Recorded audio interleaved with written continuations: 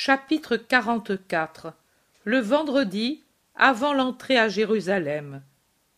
Jésus et les femmes disciples. La belle salle, une de celles qui servent au banquet, avec ses murs blancs et aussi son plafond, ses lourds rideaux blancs, et de même les tapisseries qui recouvrent les sièges, les plaques de mica ou d'albâtre qui remplacent les vitres aux fenêtres et laissent passer la lumière. Elle est remplie par le babillage des femmes. Une quinzaine de femmes qui parlent entre elles, ce n'est pas une petite affaire, mais dès que Jésus paraît sur le seuil en déplaçant le lourd rideau, il se fait un silence absolu, alors que toutes se lèvent et s'inclinent avec le plus grand respect. « La paix à vous toutes !» dit Jésus avec un doux sourire. De la tempête de douleur qui vient juste de cesser, il n'y a aucune trace sur son visage qui est serein, lumineux, paisible, comme si rien de pénible n'était arrivé ou sur le point d'arriver, avec une pleine conscience de sa part. « Paix à toi, maître, nous sommes venus. Tu as envoyé dire, avec autant de femmes qu'il y en a chez Jeanne, et je t'ai obéi. Élise était chez moi, je la garde avec moi ces jours-ci, et chez moi se trouvait celle qui dit te suivre. Elle était venue s'informer de toi, car on n'ignore pas que je suis ta fidèle disciple. Et Valéria aussi est avec moi dans ma maison depuis que je suis dans mon palais. Avec Valéria, il y avait Plotina, venue lui rendre visite. Avec elle était celle-ci. Valéria t'en parlera. Plus tard est venue Analia, avertie de ton désir, et cette jeune fille s'apparente, je crois. Nous nous sommes arrangés pour venir, et nous n'avons pas oublié Nick. C'est si beau de se sentir sœur dans une seule foi en toi, d'espérer que celles qui en sont encore à un amour naturel pour le maître montent plus haut, comme a fait Valéria, dit Jeanne en regardant par en dessous Plotina, qui en est restée à l'amour naturel. Les diamants se forment lentement, Jeanne. Il faut des siècles de feu caché. Il ne faut pas être pressé, jamais, et ne jamais se décourager, Jeanne. Et quand un diamant redevient cendre, c'est signe que ce n'était pas encore un diamant parfait. Il faut encore de la patience et du feu, recommencer de rechef, en espérant dans le Seigneur. Ce qui semble un échec la première fois se change souvent en triomphe la seconde. Marie de Magdala, avec sa voix d'orgue du fond de la salle, dit « Ou la troisième, ou la quatrième, ou encore davantage. Moi, j'ai été un échec de nombreuses fois, mais finalement, tu as triomphé, Rabboni. » Marie est contente chaque fois qu'elle peut s'humilier en rappelant le passé, soupire Marthe qui le voudrait effacer du souvenir de tous les cœurs. C'est vrai, ma sœur, qu'il en est ainsi. Je suis contente de rappeler le passé, mais non pas pour m'humilier, comme tu dis, pour monter encore, poussée par le souvenir du mal que j'ai commis et par la reconnaissance pour celui qui m'a sauvée, et aussi afin que celui qui hésite pour lui-même ou pour un être qui lui est cher puisse reprendre courage et arriver à cette foi dont mon maître dit qu'elle serait capable de déplacer les montagnes. Et tu la possèdes, heureuse que tu es. Tu ne connais pas la crainte, dit en soupirant Jeanne, si douce et si timide, et paraît l'être encore davantage si on la compare avec la Magdeleine. Je ne la connais pas. Elle n'a jamais été dans ma nature humaine. Maintenant, depuis que j'appartiens à mon Sauveur, je ne la connais même plus dans ma nature spirituelle. Tout a servi pour augmenter ma foi. Serait-il possible que quelqu'une qui est ressuscitée comme moi et qui voit ressusciter son frère puisse douter de rien? Non, rien ne me fera plus douter. Plotina dit: tant que Dieu est avec toi, c'est-à-dire que le rabbi est avec toi, mais lui dit qu'il va nous quitter bientôt. Que sera alors notre foi, ou plutôt votre foi, car moi, je n'ai pas encore pénétré au-delà des frontières humaines. Sa présence matérielle ou son absence matérielle ne blessera pas ma foi. Je ne craindrai pas. Ce n'est pas de l'orgueil de ma part, c'est la connaissance de moi-même. Si les menaces du Sanhédrin devaient se réaliser, voilà, je ne craindrai pas. Plotina insiste. Mais qu'est-ce que tu ne craindras pas? Que le juste soit juste? Cette crainte, moi aussi, je ne l'aurai pas. Nous le croyons de nombreux sages dont nous goûtons la sagesse, je dirais, dont nous nous nourrissons, avec la vie de leurs pensées, après que depuis des siècles ils sont disparus. Mais si toi, je ne craindrai même pas à cause de sa mort. La vie ne peut mourir. Lazare est ressuscité, lui qui était un pauvre homme. Mais ce n'est pas de lui-même qu'il est ressuscité, mais parce que le Maître a rappelé son esprit d'au-delà de la tombe, œuvre que seul le Maître peut faire. Mais qui appellera l'esprit du Maître si le Maître est tué? Qui? Lui, c'est-à-dire Dieu. Dieu s'est fait de lui-même. Dieu peut se ressusciter par lui-même. Dieu, oui, dans votre foi, Dieu s'est fait de lui-même. C'est déjà difficile pour nous de l'admettre, pour nous qui savons que les dieux viennent l'un de l'autre par suite d'amour entre dieux. Par suite d'amours obscènes, irréels, devrais-tu dire, l'interrompt impétueusement Marie de Magdala. Comme tu veux, dit Plotina conciliante, et elle va finir sa phrase, mais Marie de Magdala lui coupe la parole et dit: mais l'homme ne peut se ressusciter par lui-même, veux-tu dire? Mais lui, comme il s'est fait homme par lui-même, car rien n'est impossible au Saint des Saints, ainsi, lui, de lui-même, se donnera le commandement de ressusciter. Tu ne peux comprendre. Tu ne connais pas les figures de notre histoire d'Israël. Lui et ses prodiges s'y trouvent, et tout s'accomplira comme il est dit. Moi, je crois à l'avance, Seigneur, je crois tout, que tu es le Fils de Dieu et le Fils de la Vierge, que tu es l'agneau du salut, que tu es le Messie très saint, que tu es le libérateur et le roi universel, que ton royaume n'aura pas de fin ni de limite, et enfin que la mort ne prévaudra pas sur toi, car la vie et la mort, c'est Dieu qui les a créées, et elles lui sont soumises comme toutes choses. Je crois, et si grande sera la douleur de te voir méconnu et méprisé, plus grande sera ma foi dans ton être éternel. Je crois à tout ce qui est dit de toi. Je crois à tout ce que tu dis. J'ai su croire aussi pour Lazare. J'ai été la seule qui ait su obéir et croire, la seule qui ait su réagir contre les hommes et les choses qui voulaient me persuader de ne pas croire. Ce n'est qu'à la limite, près de la fin de l'épreuve, que j'ai eu une défaillance.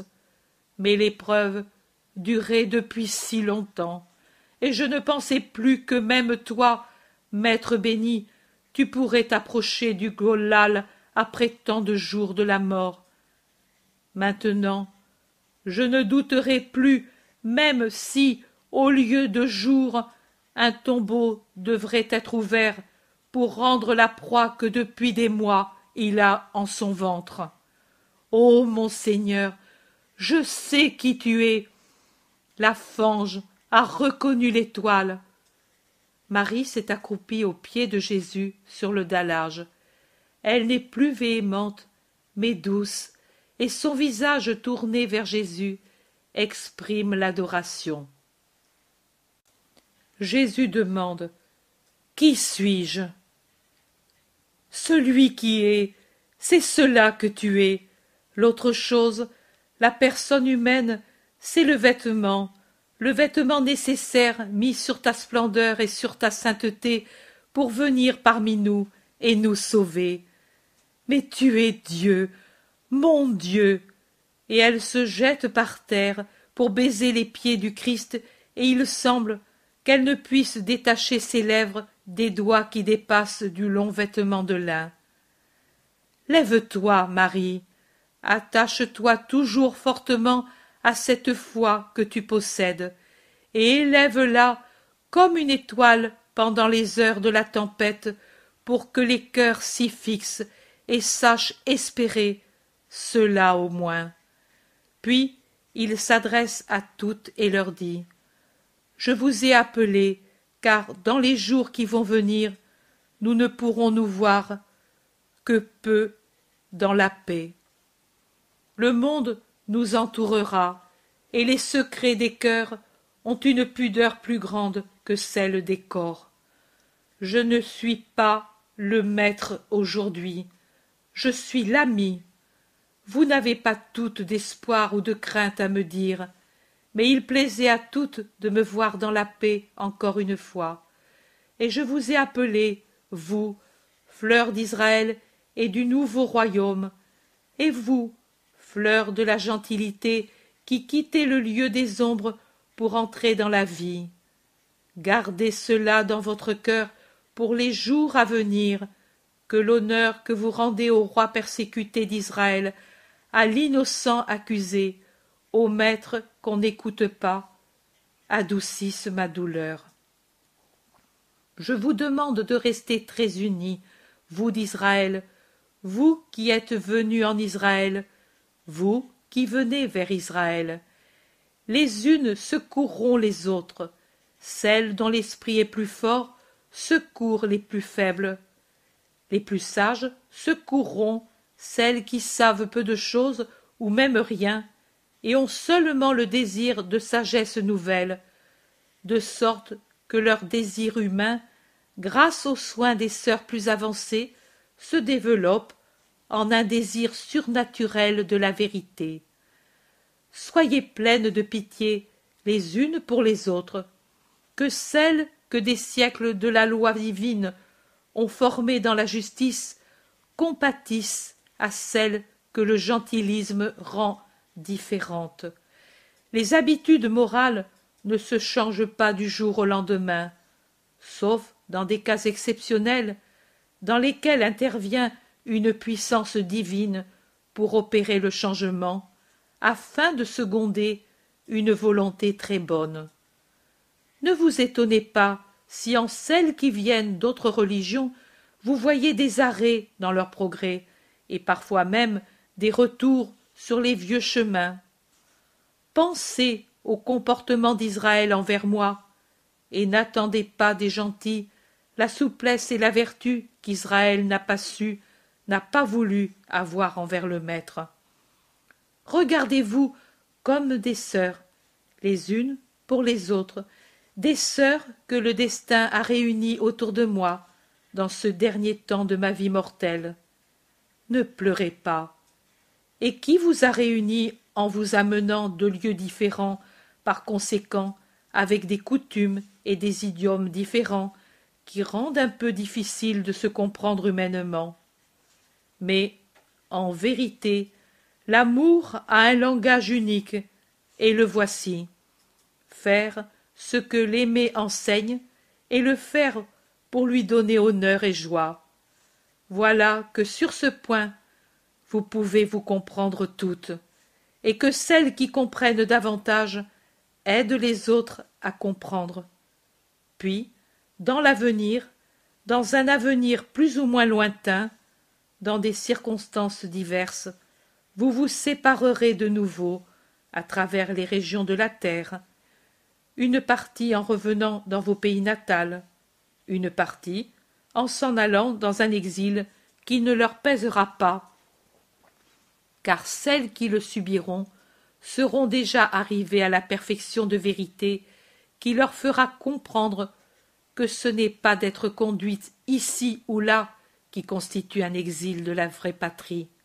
En effet, la vraie patrie, c'est le ciel, car celui qui est dans la vérité est en Dieu, et il a Dieu en lui.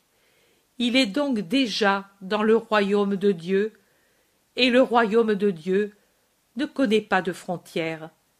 Et il ne sort pas de ce royaume celui qui, de Jérusalem, se trouvera, par exemple, amené en Ibérie, ou en Pannonie, ou en Gaule, ou en Illyrie.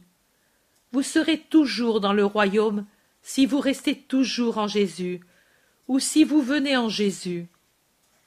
Je suis venu rassembler toutes les brebis, celles du troupeau paternel, celles des autres, et aussi celles qui n'ont pas de pasteur, sauvages, perdues plus encore que sauvages, plongées dans des ténèbres si obscures qu'elles ne leur permettent de voir même un iota, non de la loi divine, mais même de la loi morale.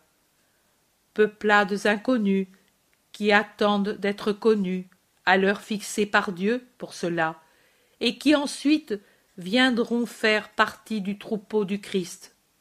Quand? Oh, années ou siècles, c'est la même chose pour l'Éternel. Mais vous serez les précurseurs de celles qui iront, avec les futurs pasteurs, rassembler dans l'amour chrétien les brebis et les agneaux sauvages pour les amener dans les pâturages divins. Et que votre premier champ d'expérience, ce soit ces lieux. La petite hirondelle qui soulève son aile pour voler ne se jette pas tout de suite dans la grande aventure.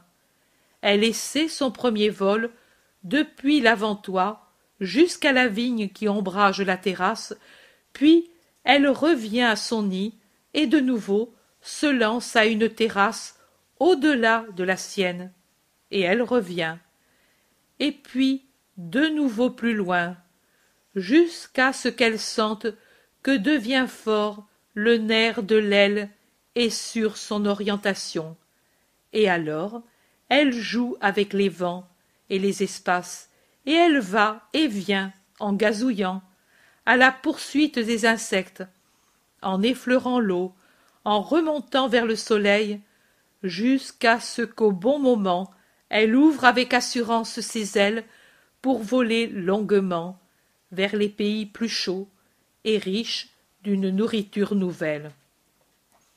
Elle ne craint pas de franchir les mers, petite comme elle est, point d'acier bruni perdu entre les deux immensités bleues de la mer et du ciel, un point qui s'en va sans peur, alors que tout d'abord elle craignait le petit vol du bord du toit aux sarments feuillus, un corps nerveux, parfait, qui fend l'air comme une flèche, et on ne sait pas si c'est l'air qui le transporte avec amour, ce petit roi de l'air, ou si c'est lui, le petit roi de l'air, qui avec amour sillonne ses domaines.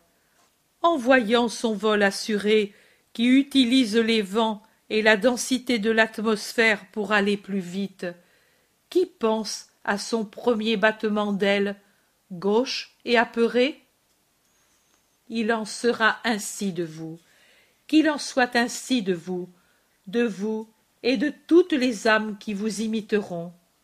On ne devient pas capable à l'improviste, pas de découragement pour les premières défaites, pas d'orgueil pour les premières victoires. Les premières défaites servent à faire mieux une autre fois. Les premières victoires servent à être encouragés à faire encore mieux à l'avenir et à se persuader que Dieu aide les bonnes volontés. Soyez toujours soumis aux bergers en ce qui est obéissance à leurs conseils et à leurs ordres. Soyez toujours pour eux des sœurs, pour ce qui est aide dans leur mission et soutien pour leur fatigue. Dites cela aussi à celles qui ne sont pas présentes aujourd'hui. Dites-le à celles qui viendront à l'avenir.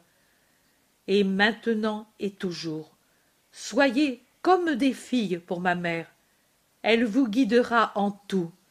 Elle peut guider les jeunes filles comme les veuves, les épouses comme les mères, car elle a connu les obligations de tous les états par son expérience personnelle en plus que par sagesse surnaturelle. Aimez-vous et aimez-moi en mari. Vous ne défaillerez jamais, car elle est l'arbre de la vie, la vivante arche de Dieu, la forme de Dieu en laquelle la sagesse s'est faite un siège et en laquelle la grâce s'est faite chair. Jésus poursuit. Et maintenant que j'ai parlé en général, maintenant que je vous ai vu, je désire écouter mes disciples et celles qui sont l'espérance des disciples futurs. Allez, moi je reste ici. Celles d'entre vous qui ont à me parler, qu'elles viennent, car nous n'aurons jamais plus un moment de paix intime semblable à celui-ci. Les femmes se consultent entre elles. Élise sort avec Marie et Marie de Cléophas.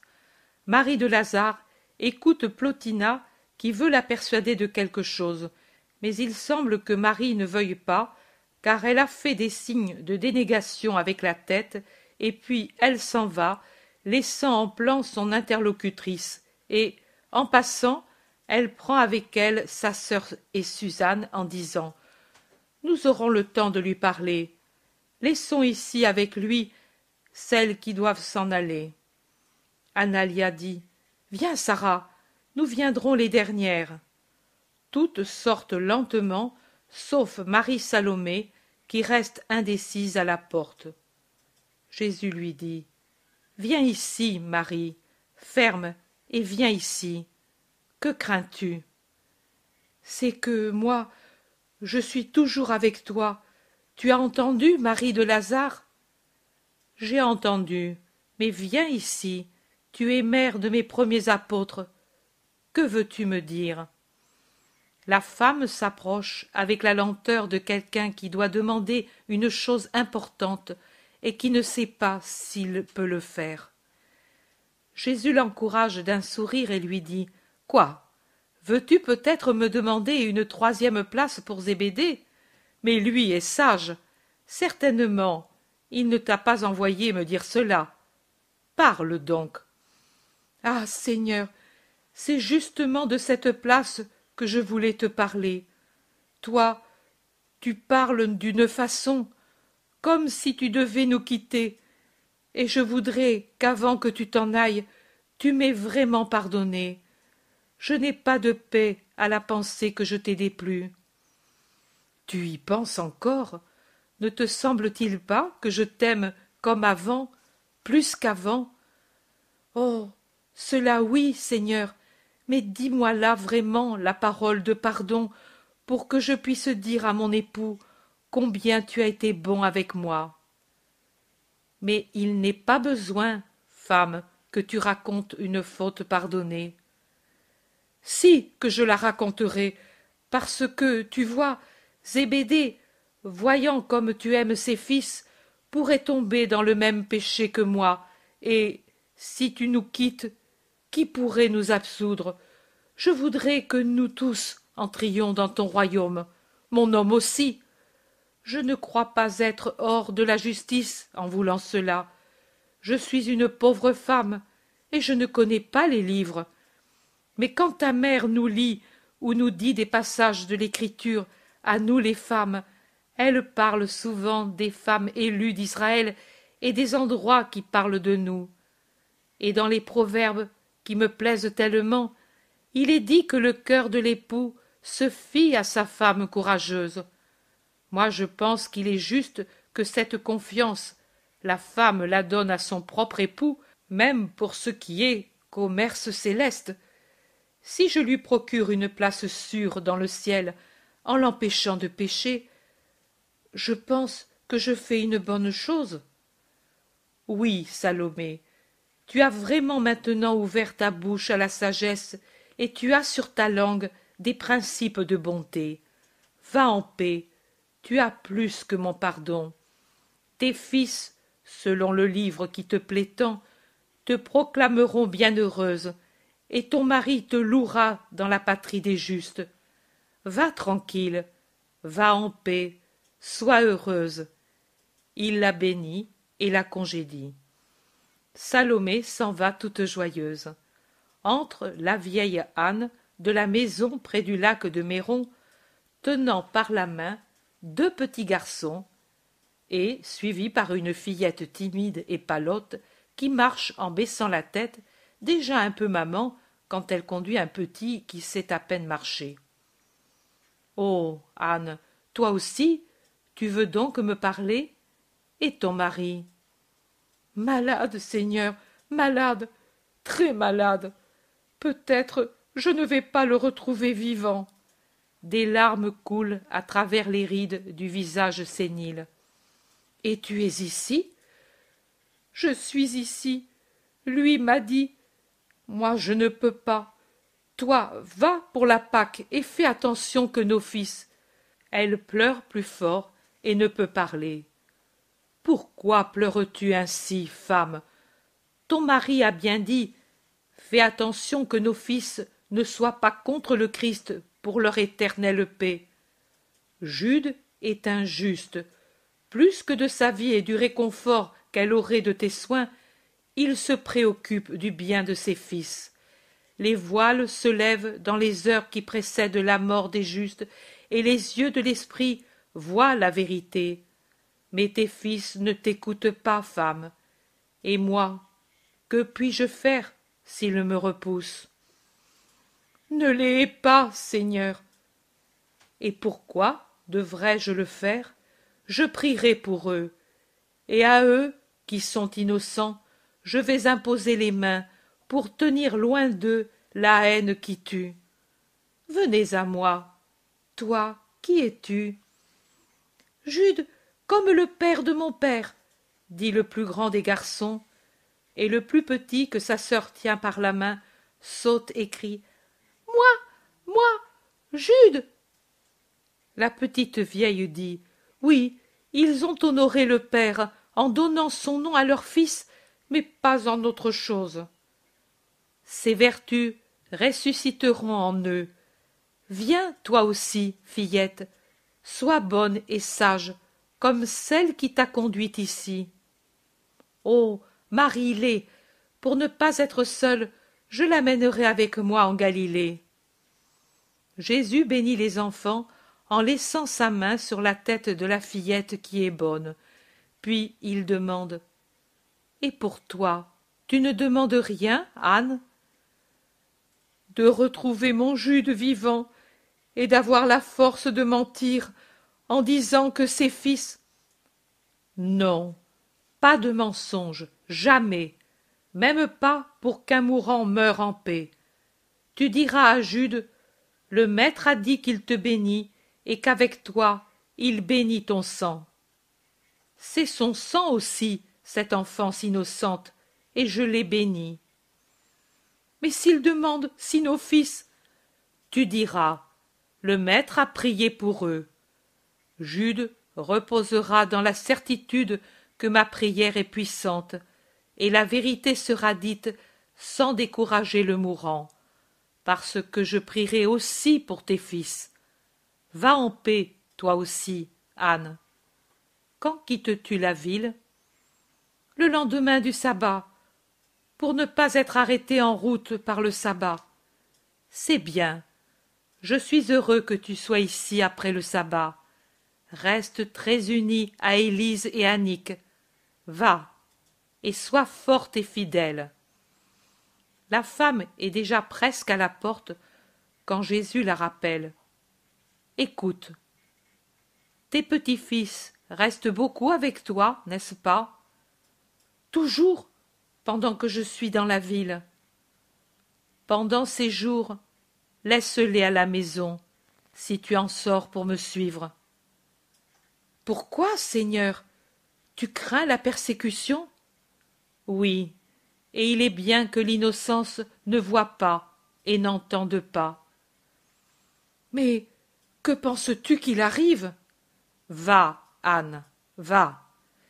Seigneur, s'il devait te faire ce que l'on dit, certainement mes fils, et alors la maison sera pire que la rue.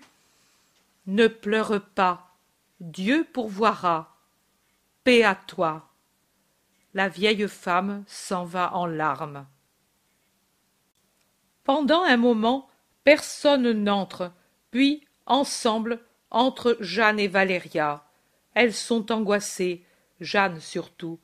L'autre est pâle et soupire, mais elle a plus de courage. Jeanne dit: « Maître, Anne nous a effrayés. Tu lui as dit. Oh, mais ce n'est pas vrai. Chouza peut être indécis, calculateur, mais ce n'est pas un menteur. Il m'assure que Hérode n'a aucun désir de te nuire. Je ne sais rien de Ponce. » Et elle regarde Valéria qui se tait. Elle reprend: « J'espérais comprendre quelque chose par Plotina, mais je n'ai pas compris grand-chose. » Valéria intervient. « Rien, devrais-tu dire, sauf qu'elle n'a pas avancé d'un pas du point où elle était. À moi aussi, elle n'a pas parlé, mais si j'ai bien compris, l'indifférence romaine, toujours si forte, quand un fait ne peut avoir de répercussions sur la patrie ou sur le propre moi, a fermé fortement celle qui paraissait disposée à se remuer autrefois. Plus encore que de m'être approché de la synagogue, nous sépare, comme un fossé sépare deux terrains auparavant unis. Cette indifférence, cette tranquillité de leur esprit, désormais si différent du mien. Mais elles sont heureuses, à leur manière, elles sont heureuses, et la félicité humaine n'aide pas à tenir éveillée la pensée. Et à éveiller l'esprit, Valéria, dit Jésus. Valéria: c'est ainsi, maître, pour moi c'est autre chose. Tu as vu cette femme qui était avec nous? Elle est de la famille, veuve et seule. Elle m'a été envoyée par mes parents pour me persuader de retourner en Italie. Oh, beaucoup de promesses de joie pour l'avenir. Ce sont des joies que je n'apprécie plus et qui, pour ce motif, ne me paraissent plus telles, et je les piétine. Je n'irai pas en Italie. Ici je t'ai, toi et ma fillette que tu m'as sauvée et que tu m'as appris à aimer pour son âme. Je ne quitterai pas ces lieux.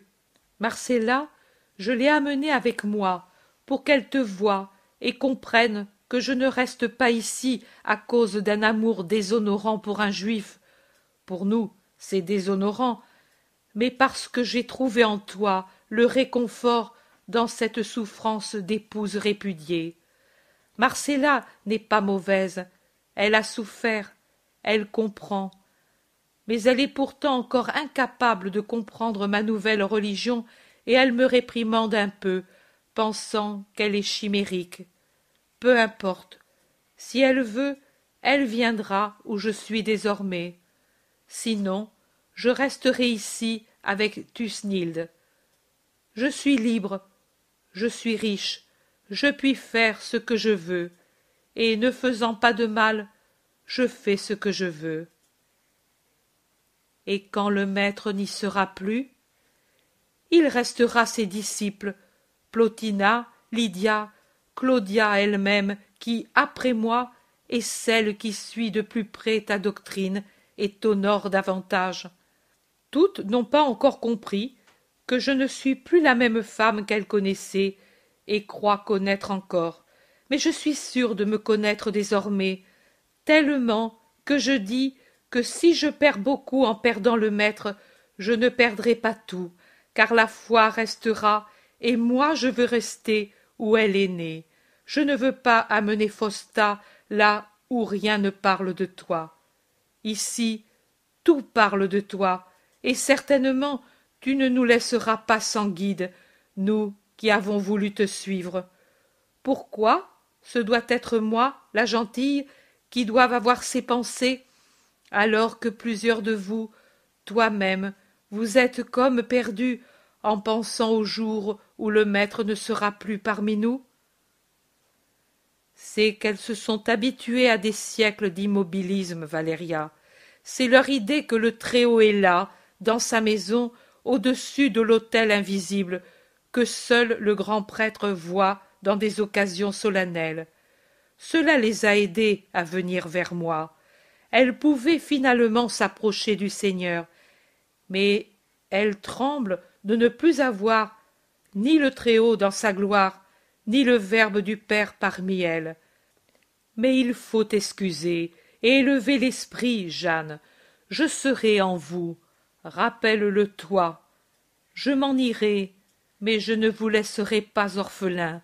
Je vous laisserai ma maison, mon église, ma parole, la bonne nouvelle. Mon amour habitera dans vos cœurs.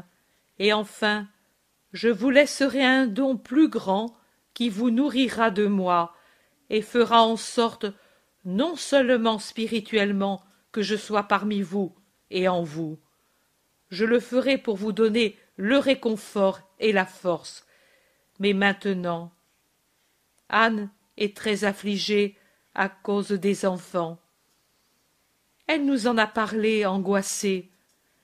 Oui, je lui ai dit de les garder loin des gens. Je te dis la même chose à toi, Jeanne, et à toi, Valéria. J'enverrai Fausta avec Thusnilde à Béthère avant le temps fixé. Elle devait y aller après la fête, dit Valéria. Jeanne à son tour. Moi, non, je ne me sépare pas des enfants. Je les garderai à la maison, mais je dirai à Anne d'y laisser les siens. Les fils de cette femme sont de tristes cires, mais ils seront honorés de mon invitation, et ils ne contrediront pas leur mère. Et moi, je voudrais... Quoi, maître? Que vous soyez toutes très unies en ces jours. Je garderai avec moi la sœur de ma mère, Salomé et Suzanne, et les sœurs de Lazare. Mais je voudrais vous voir unies, très unies. Mais ne pourrons-nous pas venir où tu es? En ces jours, je serai comme un éclair qui brille rapidement et disparaît. Je monterai au temple le matin, et puis je quitterai la ville. En dehors de ce passage au temple, chaque matin, vous ne pourrez me rencontrer. L'an dernier, tu as été chez moi, dit Jeanne. Cette année, je ne serai dans aucune maison. Je serai l'éclair qui passe rapidement. Mais la Pâque, je désire la consommer avec mes apôtres, Jeanne. Si c'est la volonté de ton maître, certainement, il a une juste raison. C'est vrai, je serai donc seule, car mes frères m'ont dit qu'ils voulaient être libres pendant ces jours, et Chouza... Maître, je me retire, il pleut à verse, je vais trouver les enfants qui se sont rassemblés sous le portique, dit Valéria, qui se retire prudemment. Jésus dit, dans ton cœur aussi, il pleut bien fort, Jeanne. C'est vrai, maître, Chouza est tellement étrange, je ne le comprends plus, c'est une contradiction continuelle.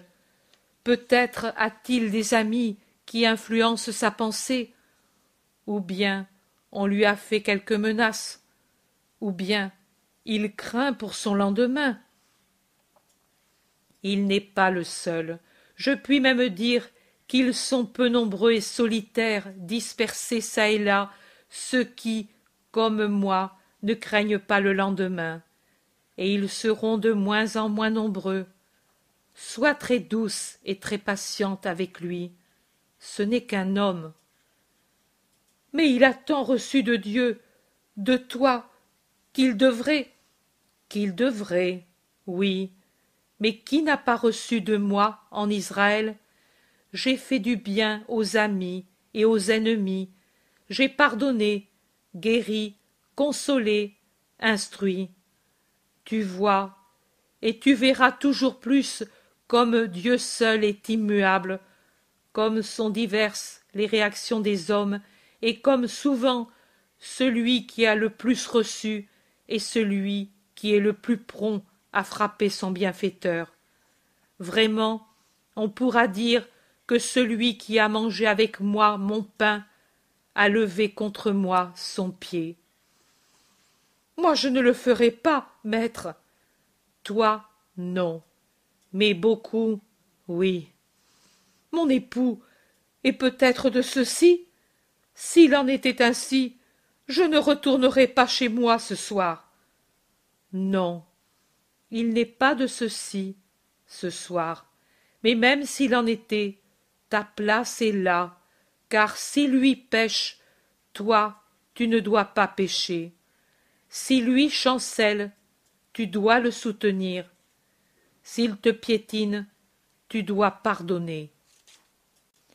Jeanne dit: Oh, me piétiner, non, il m'aime, mais je le voudrais plus sûr de lui.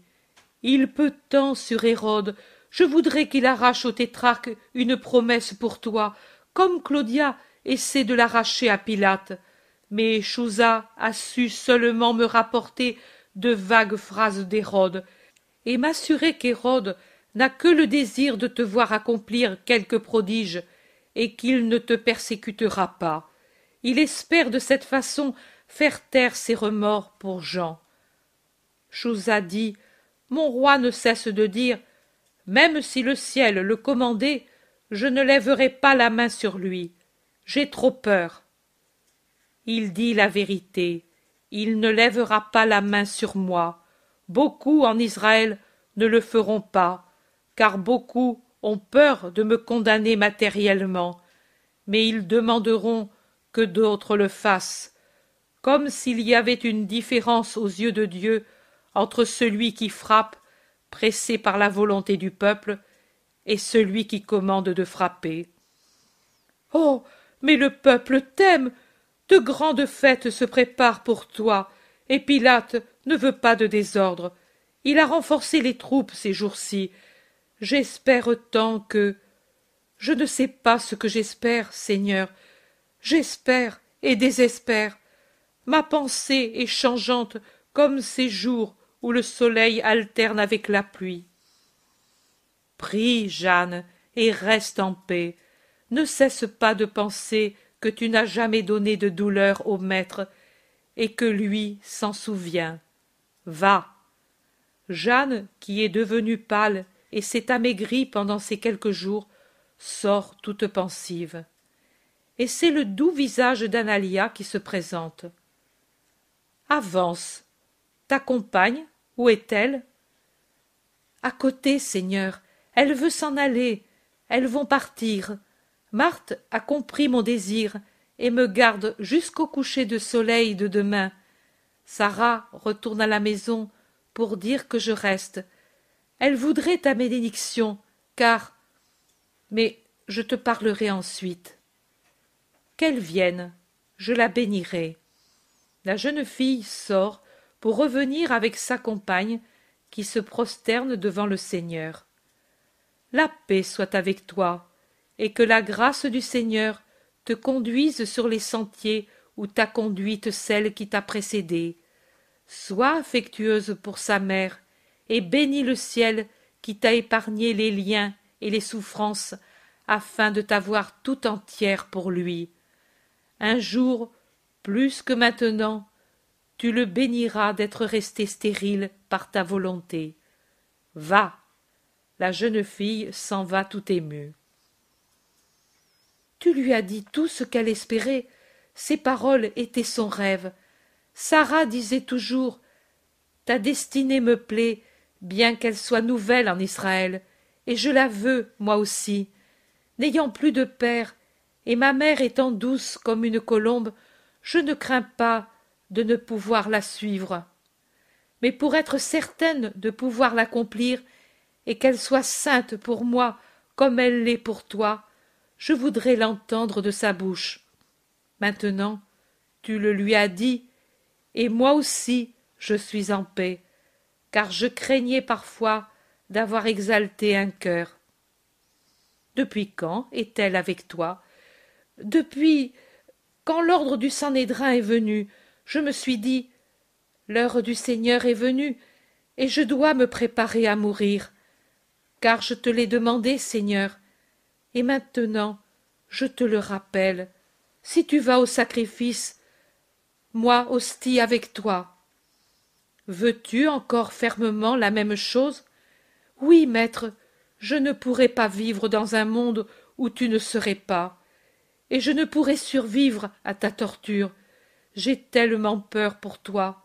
Beaucoup d'entre nous se font des illusions. Pas moi. Je sens que l'heure est venue. Il y a trop de haine, et j'espère que tu accueilleras mon offrande. Je n'ai que ma vie à te donner, car je suis pauvre, tu le sais.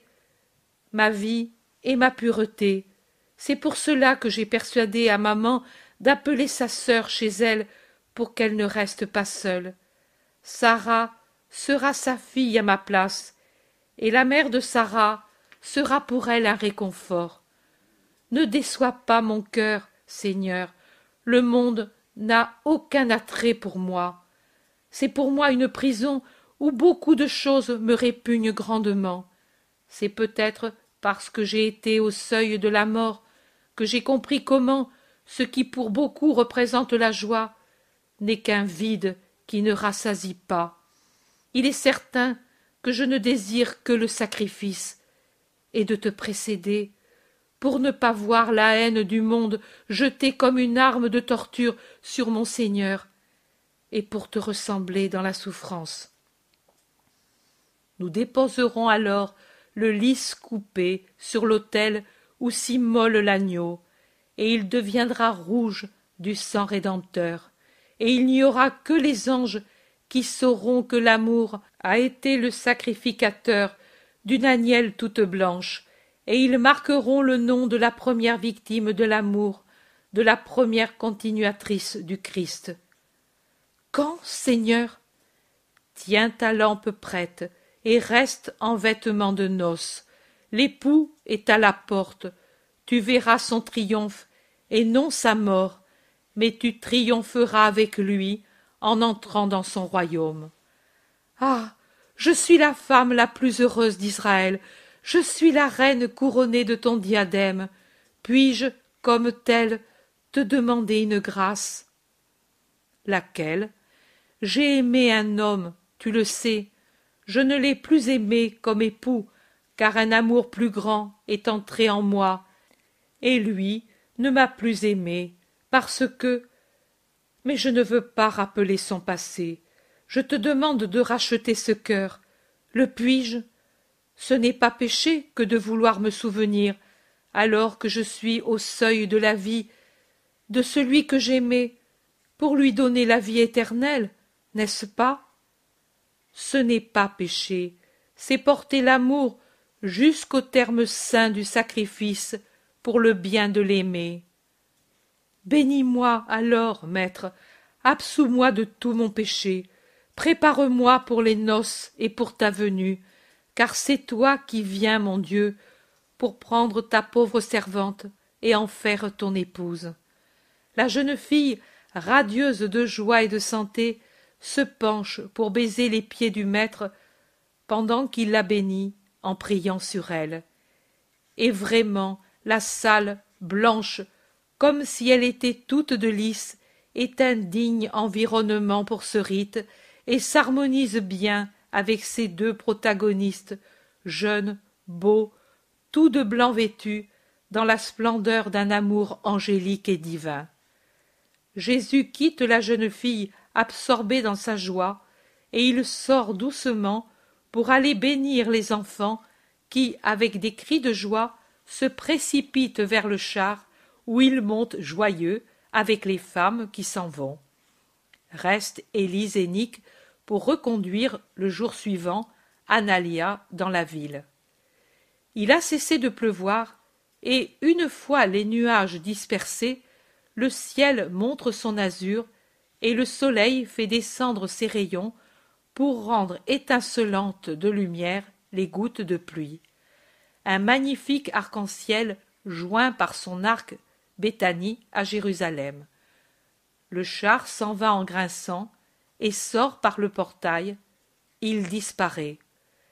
Lazare, qui est près de Jésus, au bout du portique, demande « T'ont-elles donné de la joie, les disciples ?» Et il observe le maître.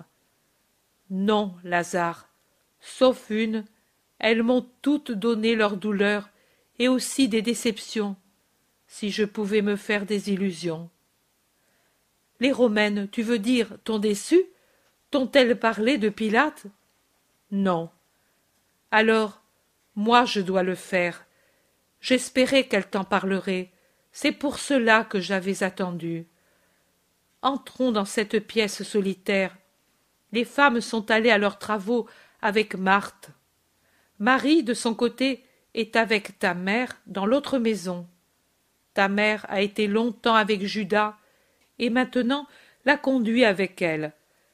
Lazare reprend. Assois-toi, maître. J'ai été chez le proconsul. Je l'avais promis et je l'ai fait. Mais Simon de Jonas ne serait pas très satisfait de ma mission. Heureusement, Simon n'y pense plus. Le proconsul m'a écouté et m'a répondu ces mots. Moi m'en occuper, mais je n'ai pas l'ombre même de la plus lointaine pensée de le faire. Je dis seulement ceci, que ce n'est pas à cause de l'homme, de toi, maître, mais à cause de tous les ennuis qui me viennent par son intermédiaire, que je suis bien décidé à ne plus m'en occuper, ni en bien, ni en mal. Je m'en lave les mains. Je renforcerai la garde, car je ne veux pas de désordre. De cette façon, je contenterai César, mon épouse et moi-même, c'est-à-dire les seuls dont je me préoccupe d'une manière sacrée, et pour le reste, je ne remue pas un doigt. Querelle de ces éternels mécontents, ce sont eux qui les créent, eux qui y prennent plaisir. Moi, l'homme, comme malfaiteur, je l'ignore, comme vertueux, je l'ignore, comme sage, je l'ignore, et je veux l'ignorer, continuer à l'ignorer. Pourtant, malgré mon désir, je n'y arrive que difficilement, car les chefs d'Israël m'en parlent en se lamentant. Claudia en faisant son éloge, les partisans du Galiléen en récriminant contre le Sanhédrin. Si ce n'était pas à cause de Claudia, je le ferais prendre, et je leur donnerai pour qu'ils en finissent de cette affaire et que je n'en entende plus parler. L'homme est le sujet le plus tranquille de tout l'Empire, mais malgré cela, il m'a donné tant d'ennuis que je voudrais une solution. Voilà son humeur, maître. Tu veux dire qu'il n'y a pas lieu de se rassurer. Avec les hommes, on n'est jamais sûr. Mais pourtant, il me résulte que le Sanhédrin est plus calme. On n'a pas rappelé l'ordre d'arrestation. Les disciples n'ont pas été importunés. D'ici peu vont revenir ceux qui sont allés à la ville et nous serons renseignés. Te contredire, toujours, mais t'attaquer, les foules t'aiment trop pour pouvoir les défier imprudemment. Allons-nous à la route au-devant de ceux qui reviennent, propose Jésus. Allons. Ils sortent dans le jardin et sont à moitié en route quand Lazare demande « Mais toi, quand as-tu mangé? Et où ?» À Prime. « Mais le soleil va bientôt se coucher. Rentrons. » Non, je n'en sens pas le besoin. Je préfère aller. Là-bas, à la grille, je vois agripper un pauvre enfant. Il a peut-être faim. Il est déchiré et pâle. Je l'observe depuis un moment. Il était déjà là quand le char est sorti, et il s'est enfui pour n'être pas vu et peut-être chassé. Puis il est revenu, et il regarde avec insistance vers la maison et vers nous. S'il a faim, il sera bien que j'aille prendre de la nourriture. Va devant, maître, je te rejoins tout de suite. Et Lazare retourne sur ses pas, en courant, pendant que Jésus se hâte vers la grille. L'enfant, un visage souffreteux et irrégulier, où seuls brillent de beaux yeux vifs, le regarde. Jésus lui sourit doucement et lui dit, tout en poussant le verrou, « Qui cherches-tu, enfant ?» « Es-tu le Seigneur Jésus ?»« Je le suis. »« Je te cherche. »« Qui t'envoie ?»« Personne, mais je veux te parler. Il y en a tant qui viennent te parler. Moi aussi. Tu en exauces tant. Moi aussi. » Jésus a fait jouer la fermeture, et il prie l'enfant de lâcher les barres qu'il tient de ses mains décharnées afin de pouvoir ouvrir. L'enfant s'écarte et, en le faisant, il remue son petit vêtement déteint sur son corps déformé, et on voit que c'est un pauvre enfant rachitique avec la tête enfoncée dans les épaules à cause d'un commencement de gibbosité, aux jambes écartées par une démarche mal assurée. Vraiment un petit malheureux. Il est peut-être plus âgé que ne le fait penser sa taille, qui est celle d'un enfant de 6 ans environ, alors que son petit visage est déjà celui d'un homme un peu fané, avec le menton proéminent, presque un visage de petit vieux. Jésus se penche pour le caresser et lui dit, « Dis-moi donc ce que tu veux. Je suis ton ami, je suis l'ami de tous les enfants. » Avec quelle affectueuse douceur Jésus prend dans ses mains le petit visage et le baise au front. « Je le sais, c'est pour cela que je suis venu. Tu vois comme je suis, je voudrais mourir pour ne plus souffrir et pour n'appartenir plus à personne. Toi, qui en as tant guéri et as ressuscité des morts, fais-moi mourir, moi que personne n'aime et qui ne pourrai jamais travailler. N'as-tu pas des parents? Es-tu orphelin? Un père, oui, j'en ai, mais il ne m'aime pas, parce que je suis ainsi. Il a chassé ma mère et lui a donné un libelle de divorce, et il m'a chassé avec elle. Et ma mère est morte à cause de moi qui suis ainsi déformé. Mais avec qui vis-tu? Quand ma mère est morte, les serviteurs m'ont reconduit au père, mais lui, qui s'est marié de nouveau et a de beaux enfants, m'a chassé. Il m'a donné à ces paysans qui agissent comme leur maître pour lui plaire, et ils me font souffrir. Ils te frappent? Non, mais ils ont plus soin des bêtes que de moi, et ils me méprisent. Et comme je suis souvent malade, je les ennuie. Je deviens de plus en plus difforme, et leurs enfants me raillent et me font tomber. Personne ne m'aime. Cet hiver, quand j'ai tant toussé et qu'il me fallait des remèdes, mon père ne voulut rien dépenser et disait que ce que je pouvais faire de mieux, c'était de mourir. Depuis ce moment, je t'ai attendu pour te dire « Fais-moi mourir !» Jésus le prend à son cou, sourd aux paroles de l'enfant, qui lui dit « Mes pieds sont boueux, et aussi mon vêtement, car je me suis assis en route. Je vais salir ton vêtement. » Viens-tu de loin? Des environs de la ville, car c'est là qu'habite celui qui me garde. J'ai vu passer tes apôtres. Je sais que ce sont eux, car les paysans ont dit « Voilà les disciples du rabbi galiléen. » Mais lui n'y est pas. Et je suis venu. Tu es trempé, enfant, pauvre enfant, tu vas tomber malade de nouveau. Si tu ne m'écoutes pas, qu'au moins la maladie me fasse mourir. Où m'emmènes-tu? À la maison. Tu ne peux rester ainsi. Jésus rentre dans le jardin avec dans ses bras l'enfant difforme. Il crie à Lazare qui arrive. « Toi, ferme le portail, j'ai ce petit tout trempé dans les bras. » « Mais qui est-ce, maître? Je ne sais pas, je ne sais même pas son nom. » L'enfant. « Et je ne te le dis pas non plus, je ne veux pas être connu, je veux ce que j'ai dit. Maman me disait, mon fils, mon pauvre fils, moi je meurs, mais je voudrais que tu meures avec moi, car là-bas tu ne serais plus difforme au point de souffrir dans tes os et dans ton cœur. Là, on ne raille pas ceux qui naissent malheureux, car Dieu est bon pour les innocents et les malheureux. M'envoies-tu à Dieu? L'enfant veut mourir, c'est une triste histoire.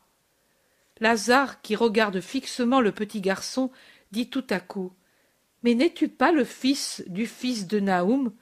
N'est-ce pas toi qui restes assis au soleil près du sycomore qui se trouve à la limite des oliviers de Naoum et que ton père a confié à Josias qui tient son domaine? C'est moi. Et pourquoi l'as-tu dit? Pauvre enfant, ce n'est pas pour te railler. Crois, maître, qu'il est moins triste le sort d'un chien en Israël que celui de cet enfant. S'il ne retournait plus à la maison d'où il est venu, personne ne le chercherait. Les serviteurs, comme les maîtres, des hyènes au cœur féroce. Joseph connaît bien l'histoire. Elle a fait beaucoup de bruit, mais moi, alors, j'étais tellement affligée à cause de Marie. Ensuite, après la mort de l'épouse malheureuse, lui est venue chez Josias. Je le voyais en passant, oublié sur l'air, au soleil ou au vent, car il sut marcher très tard, et toujours bien peu. Je ne sais pas comment aujourd'hui il a pu venir jusqu'ici. Qui sait depuis combien de temps il est en route? Depuis que Pierre est passé par ce lieu. Et maintenant, qu'en faisons-nous? Moi, je ne retourne pas à la maison, je veux mourir, m'en aller. Grâce et pitié pour moi, Seigneur. Ils sont entrés dans la maison, et Lazare appelle un serviteur pour qu'il apporte une couverture et envoie Noémie pour soigner l'enfant, qui est livide de froid dans ses vêtements trempés. Lazare dit: Le fils de l'un des plus acharnés parmi tes ennemis, l'un des plus mauvais en Israël. Quel âge as-tu, enfant?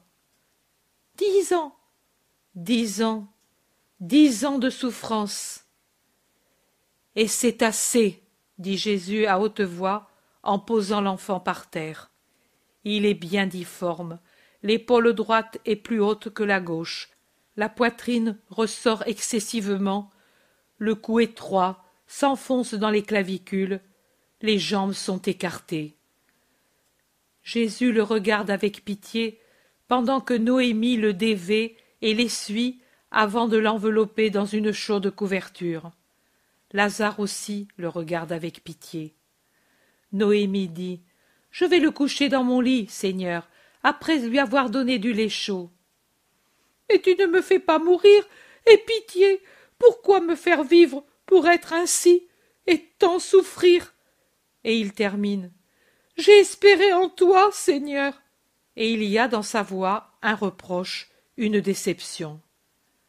Sois bon, obéis, et le ciel te consolera, dit Jésus, et il se penche pour le caresser encore en passant sa main sur les pauvres membres déformés. Porte-le au lit, et veille-le, ensuite on pourvoira. On emmène l'enfant tout en larmes. Et ce sont ces gens qui se croient saints, s'écrie Lazare en pensant à Naoum. On entend Pierre qui appelle son maître.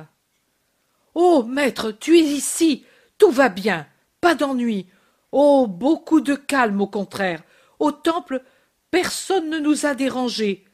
Jean a eu de bonnes nouvelles. On laisse les disciples en paix. Les gens t'attendent joyeusement. Je suis content. Et toi, maître, qu'as-tu fait? Ils s'éloignent en parlant ensemble, pendant que Lazare va où l'appelle Maxime.